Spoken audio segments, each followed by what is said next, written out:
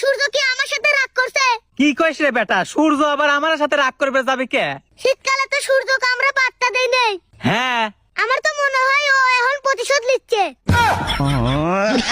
তাহলে এখন আমরা কি করবে পারি? আব্বা ওর কাছে একটা সরি লেখা চিঠি পাঠাই।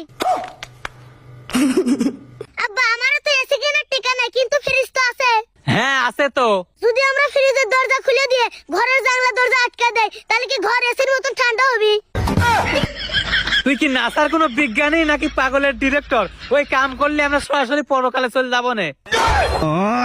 আচ্ছা আব্বা, তাহলে আমরা ফ্রিজের মধ্যে বসে থাকি না কে? ফ্রিজের মধ্যে বসবো, তে অত জায়গা পাবো কোনে? কে আমি নরমালে থাকবো, তুমি ডিপ ফ্রিজে থাকবে। আরো বললাম না বুঝিয়া। আব্বা সূর্য বাংলাদেশের ম্যাপ ছিল লকিডা। এ বেটা তুই কি চাস তোকে টানা রোদের মধ্যে আমি পাইতি তুই? না আব্বা, আমি ভাবতেছি সূর্যর কি গরম লাগে না? লাগাই তো।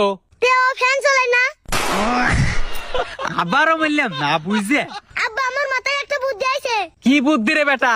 আমি বাড়ির যে ফ্যানের সাথে বরফ বাঁধি দেবো, তাহলে কি হবে? তাহলে আমার ঘরে শীতকাল চলে আসবি। শীতকাল আসবি নাকি জানি না, তবে আমার বাড়ি একটা ডাক্তার আসবিনি। কি জন্য আব্বা? তো স্যান্ডেল দিয়ে বাইরে হাড় করে ভেঙে ফেলাবো না। আব্বা তুমি যদি আমাকে স্যান্ডেল দিয়ে মেরে হাত পা ভেঙে দাও, তাহলে কি আমার শরীর থেকে তাপমাত্রা কমবে নি? কুম্বেরও পারে বেটা। তাহলে আব্বা তোমাকে স্যান্ডেল দিয়ে মেরে হাত পা ভেঙে দেয়, তাহলে তোমার শরীর থেকে তাপমাত্রা চলে যাবে নি? আরো বললাম না বুঝিয়া।